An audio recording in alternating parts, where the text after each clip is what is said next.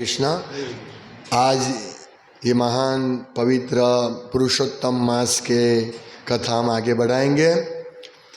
कल हमने देखा भगवान कृष्ण कैसे आशीर्वाद देते, वरदान देते हैं, और उसका कल का सार था कि ये पुरुषोत्तम मास मेरे जितना ही पवित्र है। जो इनकी सेवा करेगा, जो व्रत तप का पालन करेगा, वो मुझे प्रसन्न करेगा, मैं इसका पति हूँ, इत्यादि हमने बहुत संक्षिप्त में कल ये क्या था कथा। भगवान ये कथा कृष्ण स्वयं युधिष्ठिर महाराज को कहते हैं जब वनवास में थे। तो अभी हम आगे बढ़ते हैं। अभी मैं पद्म पुराण से ये कथा है, तो मैं पद्म पुराण में वर्णित इस कथा को आगे जैसे है वैसे बढ़ाता हूँ। तो भगवान कृष्ण कहते हैं कि सभी मनुष्यों को इस पुरुषोत्तम मास में कुछ भक्ति करनी चाहिए। किसी पवित्र नदी में स्नान करना चाहिए और मेरे पवित्र नाम का जप करके मुझ श्री कृष्ण की पूजा करो। तो जप करना चाहिए, दान देना चाहिए। तीसरा भगवान कहते हैं जो भाग्यशाली मनुष्य मेरे निर्देशों का पालन करता है और इस पुरुषोत्तम मास का विधि पूर्वक पालन करता है और निष्ठा पूर्वक मेरी पूजा करता है, उसे इस जीवन में प्रसिद्धि, ऐश्वर्य और एक अच्छे पुत्र की प्राप्ति होती है और वह सुखी जीवन का आनंद लेकर गोलोक धाम लौट जाता है। मेरी आज्ञा का पालन करते हुए सभी को इस पवित्र महीने की पूजा करनी चाहिए। मैंने इसे अन्य सभी महीनों में सर्वश्रेष्ठ बना दिया है। हे रमा देवी के पति यानी विष्णु, इस अतिरिक्त महीने के बारे में सभी प्रकार की मानसिक अटकलें छोड़ दें। बस इस पुरुषोत्तम महीने को अपने साथ अपने वैकुंठ धाम ले जाइए। भगवान विष्णु नारायण उनको लेकर आए थे, मूर्तिमान देवी, अधिक मास की मूर्तिमान देवी को लेकर आए थे गोलोक में। तो अभी भगवान कहते हैं आप चले जाइए, वैकुंठ में ले जाइए।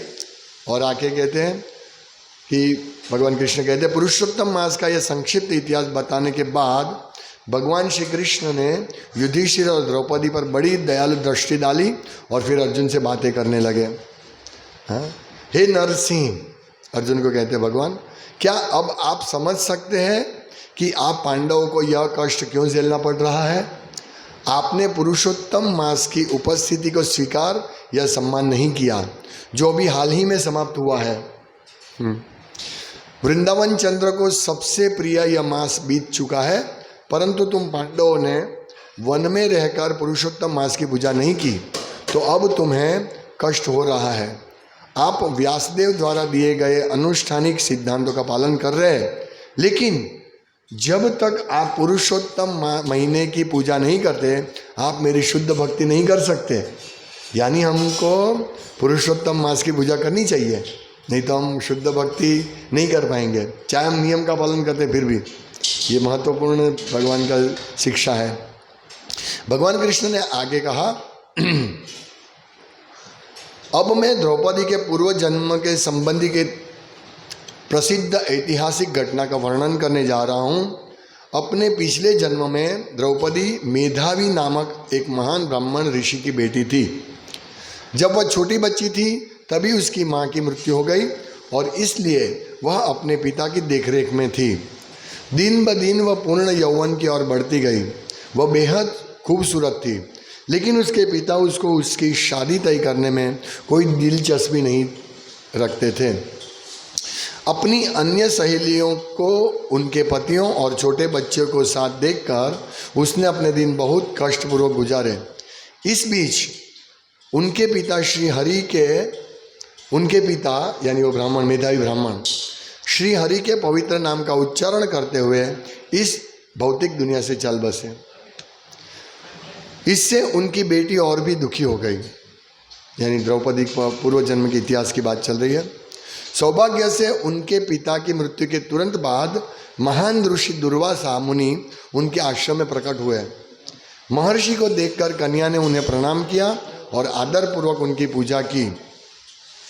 उसने महर्षि को फूल और फल अर्पित किए। जब उसने उसके स्वागत पर प्रसन्नता व्यक्त की तो वह उसके सामने विलाप करने लगी और रोने लगी। चिंतित होकर ऋषि ने उसके विलाप के बारे में पूछा। ब्राह्मण लड़की ने बोली, हे महान संत दुर्वासा, आप सब कुछ जानते हैं, भूत, वर्तमान और भविष्य।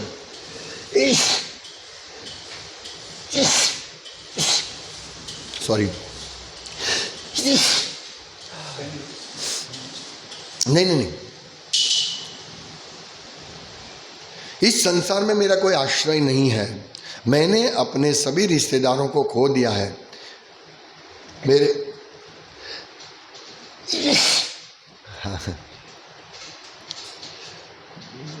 मेरे माता पिता का निधन हो चुका है और मेरा कोई बड़ा भाई नहीं है। मैं भी अविवाहित हूँ, इसलिए मेरी रक्षा के लिए कोई पति नहीं है। हे महान ऋषि, कृपया कुछ करें, कृपया मेरी मदद करें, कृपया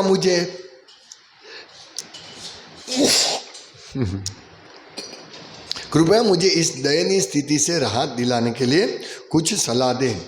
उसकी प्रार्थना सुनने के बाद दुर्वासा को लड़के की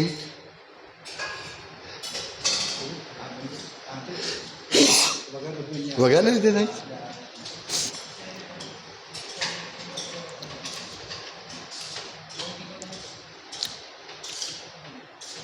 उसकी प्रार्थना सुनने के बाद दुर्वासा को लड़के की सौभाग्यपूर्ण स्थिति पर विचार करना शुरू हुआ और उन्होंने उस पर दया दिखाने का फैसला किया। दुर्वासा मुनि ने सोचा, ये लड़की अकेली है, उसका कोई आश्रय नहीं, तो उन्होंने दया दिखाने का फैसला किया और वे बोलने लगे, हे सुंदरी, अब से 3 महीने बाद सबसे शुभ पुरुषोत्तम महीना शुरू होगा।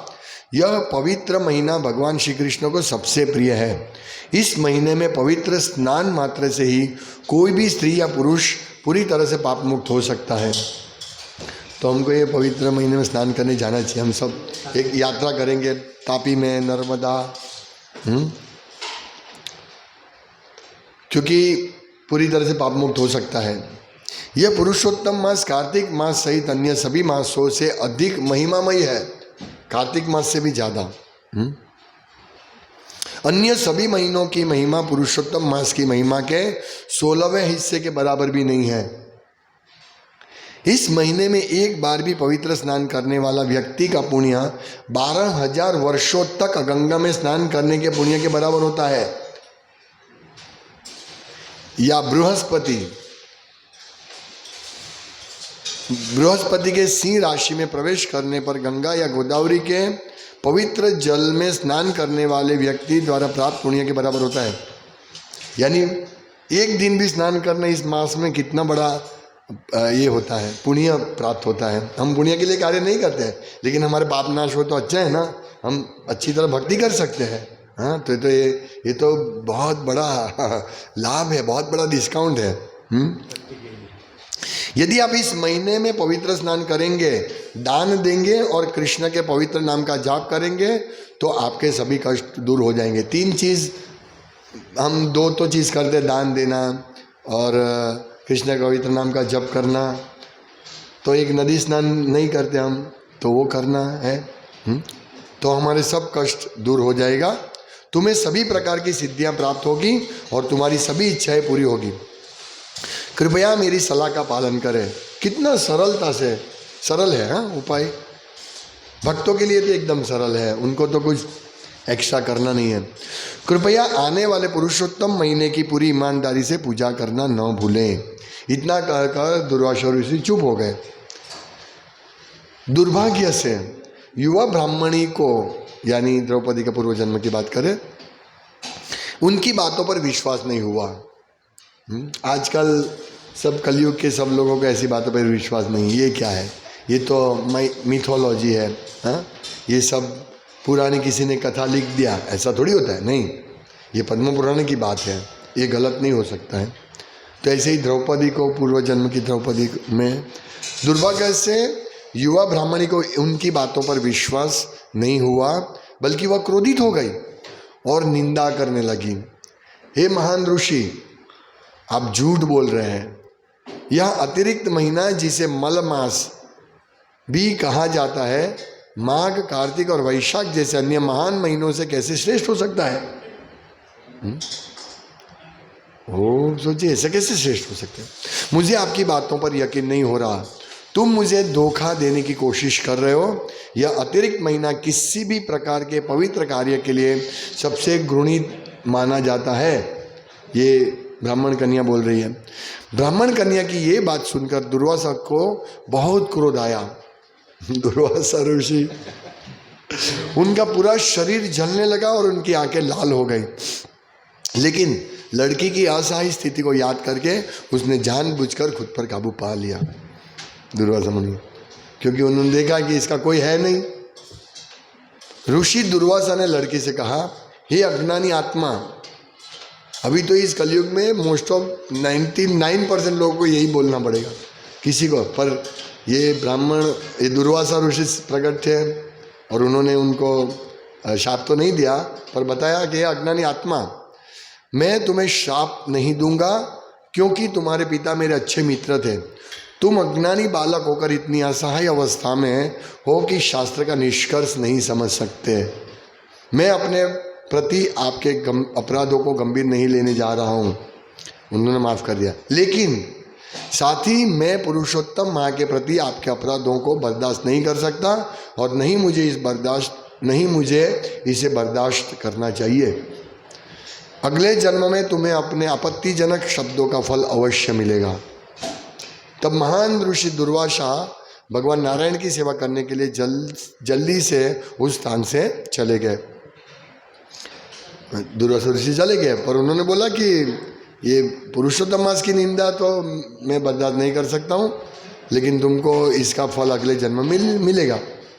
तो भगवान श्री कृष्ण ने अर्जुन से कहा, हे निष्पाप, जब दुर्वासा मुनि वहाँ से चले गए तो ब्राह्मण कन्या, जो कि पूर्व जन्म में द्रौपदी थी, उसने एक क्षण में अपना सारा ऐश्वर्य खो दिया। पुरुषोत्तम मास का अपराधी होने के कारण उसका शरीर अत्यंत कुरूप दिखने लगा और उसने अपनी सारी शारीरिक कांति खो दी। फिर उसने भगवान शिव की पूजा करने का फैसला किया, जिन्हें आशुतोष के नाम से जाना जाता है, जो बहुत ही जल्दी प्रसन्न होते हैं। दुर्वासा ऋषि भी शिव के अंश हैं। तब इस युवा ब्राह्मणी ने पार्वती के पति भगवान शिव को प्रसन्न करने के लिए घोर तपस्या करना शुरू कर दिया।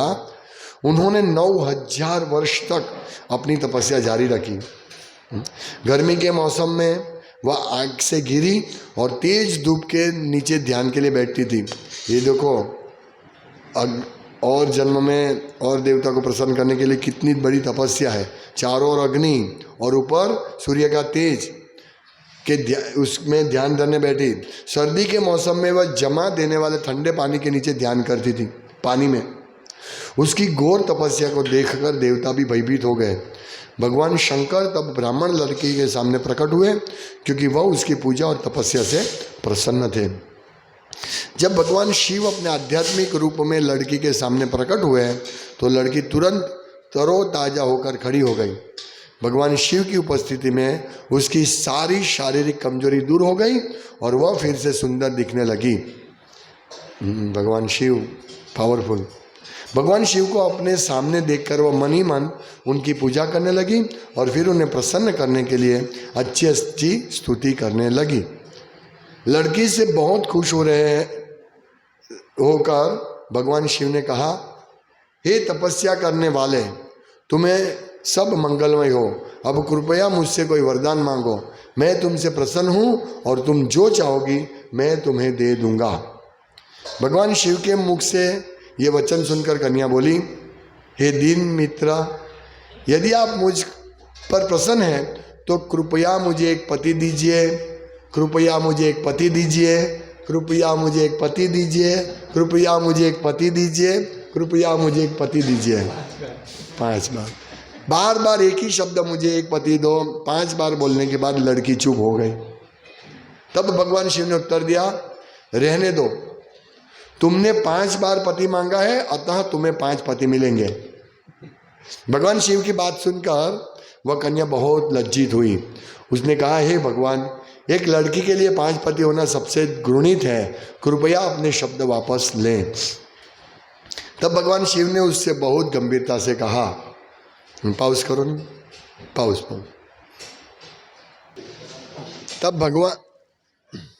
तब भगवान शिव ने उससे बहुत गंभीरता से कहा, यह मेरे लिए असंभव है। आपने मुझसे जो मांगा है वह दिया जाएगा। तुम्हें अगले जन्म में 5 पति मिलेंगे। पहले तुमने ऋषि दुर्वासा की दयालु सलाह न मानकर पुरुषोत्तम मास को नाराज कर दिया था। हे ब्राह्मण कन्या, मेरे और दुर्वासा के शरीर में कोई अंतर नहीं है। भगवान ब्रह्मा सहित सभी देवता और नारद जैसे महान संत भगवान श्री कृष्ण के आदेश के अनुसार इस पुरुषोत्तम महीने की पूजा करते हैं।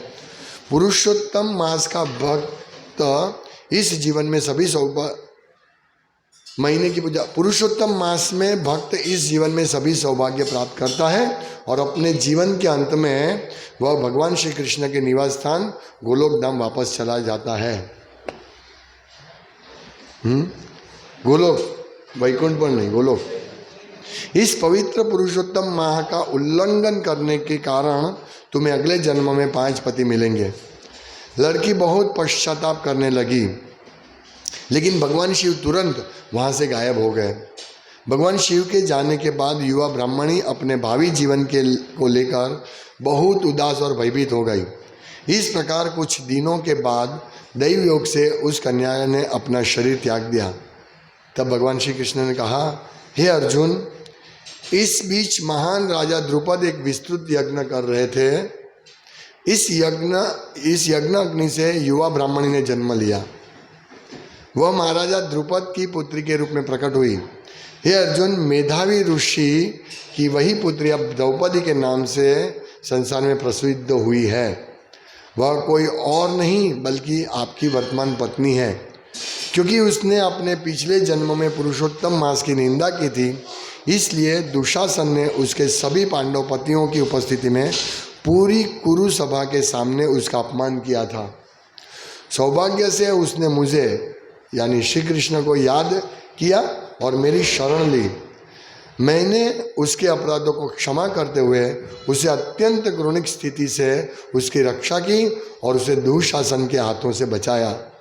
हे प्रिय पांडव भाइयों, कृपया आगामी पुरुषोत्तम माह की पूजा करना न भूलें। जो मनुष्य पुरुषोत्तम मास की निंदा करता है तथा उसकी पूजा नहीं करता और मेरी पूजा नहीं करता, उसे कभी भी सौभाग्य प्राप्त नहीं होगा। ये बात सही है।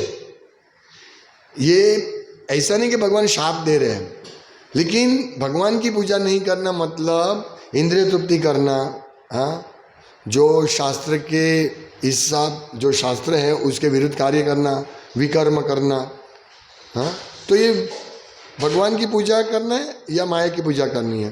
तो माया की पूजा यानी शास्त्र के विरुद्ध जीवन जीना, मांसाहार करना, शराब पीना, जुआ खेलना, परस्त्री का संग करना, ये सब करने से वैसे ही नरक मिलेगा। और पुरुषोत्तम मास में ऐसा करने से तो बहुत बड़ा पाप हमको मिल सकता है।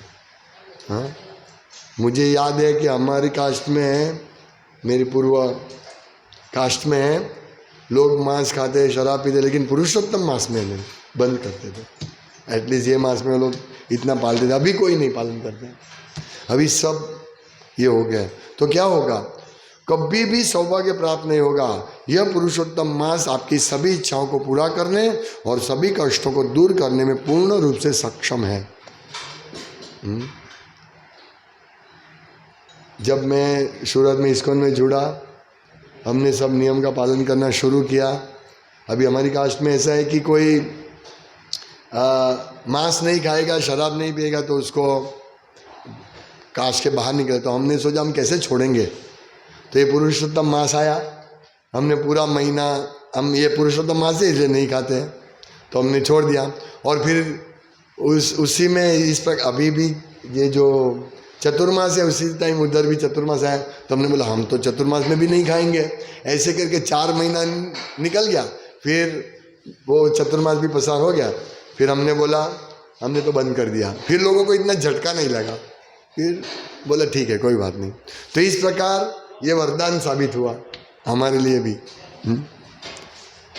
तो ये पुरुषोत्तम मास आपकी सभी इच्छाओं को पूरा करने और सभी कष्टों को दूर करने में पूर्ण रूप से सक्षम है। अब तुम्हारा 14 वर्ष का वन जीवन समाप्त हो रहा है। कृपया इस पुरुषोत्तम महीने की ईमानदारी से पूजा करें, क्योंकि यह आपको सभी सौभाग्य प्रदान करेगा। इस प्रकार पांडवों को पूर्ण सांत्वना देकर भगवान श्री कृष्ण वहाँ से द्वारका के लिए प्रस्थान कर दिए। कुछ दिनों बाद जब पुरुषोत्तम मास प्रकट हुआ तो महाराज युधिष्ठिर ने अपने छोटे भाइयों और पत्नी द्रौपदी को भगवान श्री कृष्ण के वचनों की याद दिलाई। उन सभी ने उन निर्देशों का पालन किया जो उसने उन्हें दिए थे। वे इस पवित्र महीने के दौरान विभिन्न तरीकों से पुरुषोत्तम श्री कृष्ण की पूजा करते थे। पुरुषोत्तम व्रत करने से उन्हें जो पुण्य प्राप्त हुआ उसका मतलब था कि उन्हें अपना खोया हुआ राज्य वापस मिल गया और एक सुखी जीवन का आनंद लेने के बाद वे सभी भगवान श्री कृष्ण की कृपा से भगवान के पास वापस लौट गए आए। ये है कथा। और भी आगे कथा है, वो हम कल या परसों एक कथा ये है पुरुषोत्तम मास की, और दूसरी कथा भी बहुत सुंदर है जो गुरु महाराज ने बताया था, वो हम कल प्रयास करेंगे। हरे कृष्ण। पुरुषोत्तम मास की जय। पुरुषोत्तम भगवान श्री कृष्ण की जय। गौर प्रेमानंदे हरि हरि बोल। वंशकल्पतरुभ्यश्च कृपासिन्धुभ्यश्च पतितपावनेभ्यो वैष्णवेभ्यो नमो नमः।